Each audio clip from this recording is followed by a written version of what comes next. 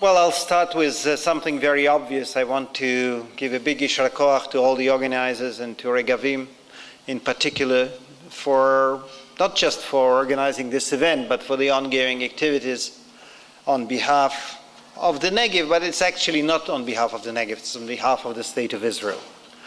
I think I won't surprise you if I would say that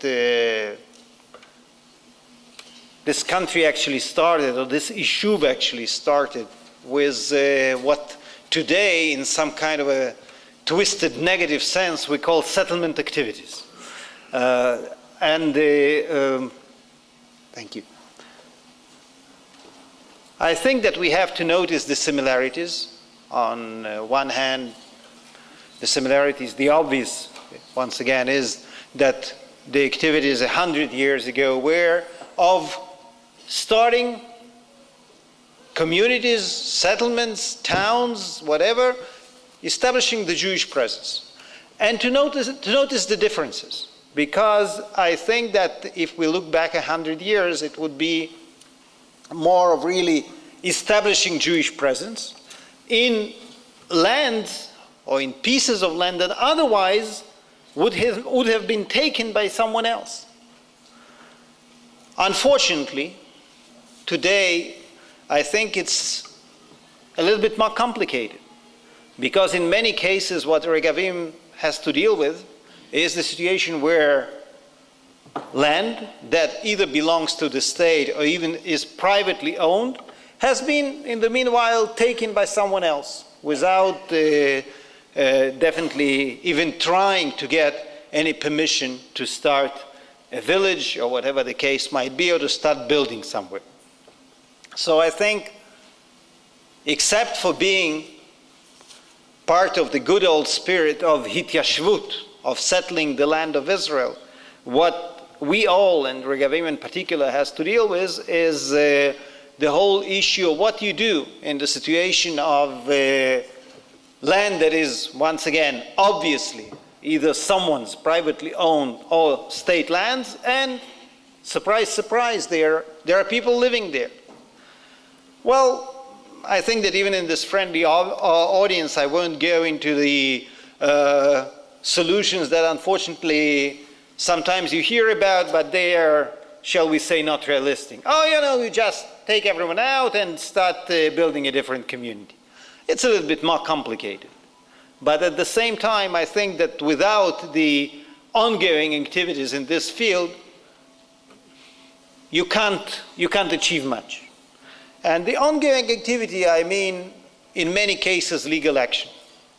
And legal action is legitimate in the State of Israel.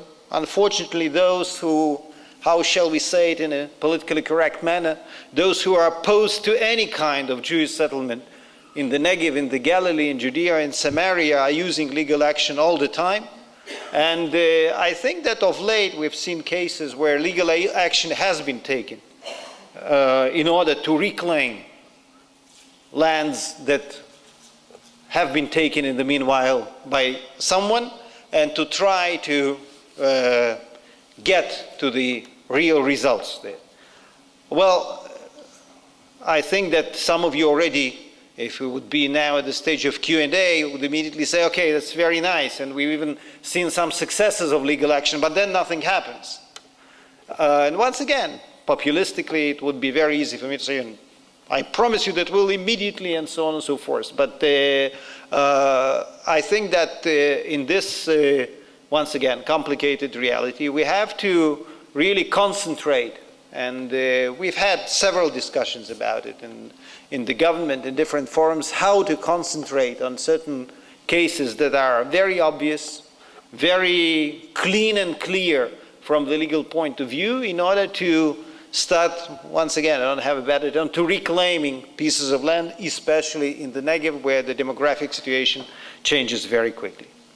And once again, we always have to keep in mind that, that's why I started with saying יישר כוח, we always have to keep in mind that there will be never a situation of any no man's land or sterile pieces of land.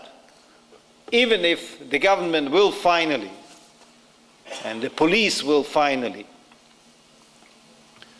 evacuate certain places in the Negev, if they are not immediately, properly resettled by this or that group of enthusiasts, let's say, I think that the obvious result will be that it will be a merry-go-round.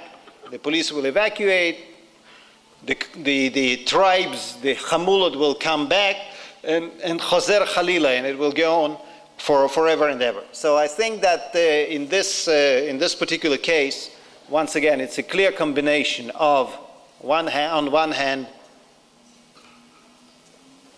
reclaiming certain areas, on the other hand, to immediately settling them with new communities.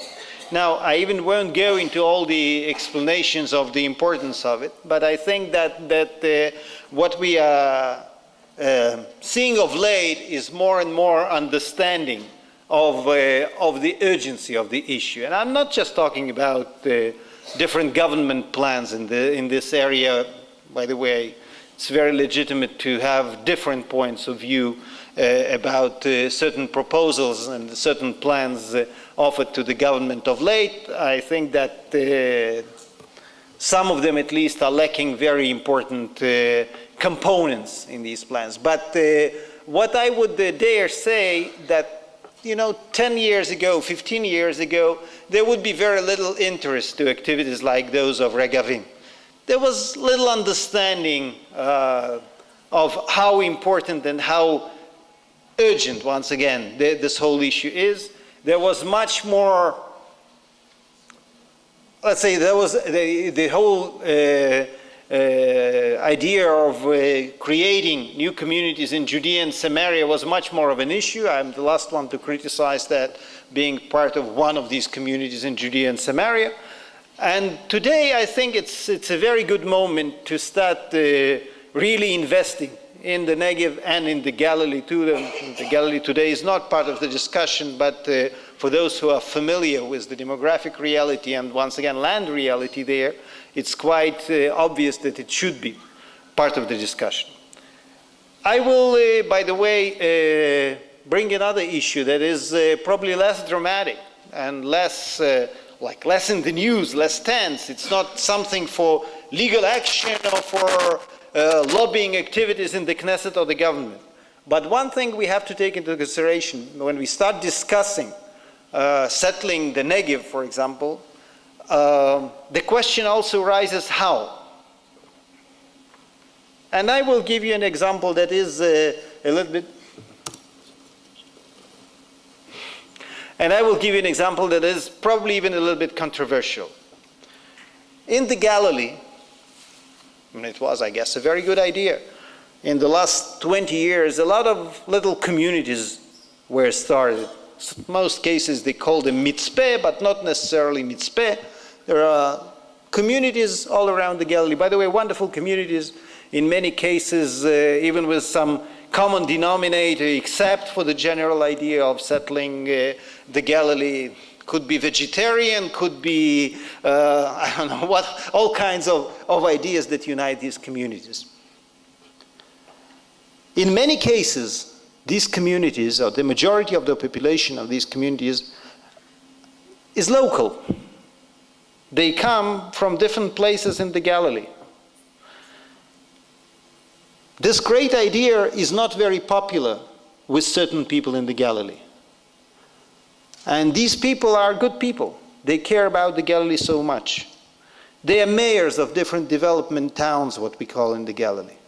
They don't like the idea of the mitzpim of these communities. Because obviously when next to Kiryat Shmona or next to Chatzor HaGlilit, you have these communities, all the wonderful young couples immediately move there. It's a private house, good quality of living, good standards of living. And the towns around, well, I'll stay politically correct. Who knows, probably we're facing elections very soon, so I have to stay politically correct. They're not staying with the strongest possible population there.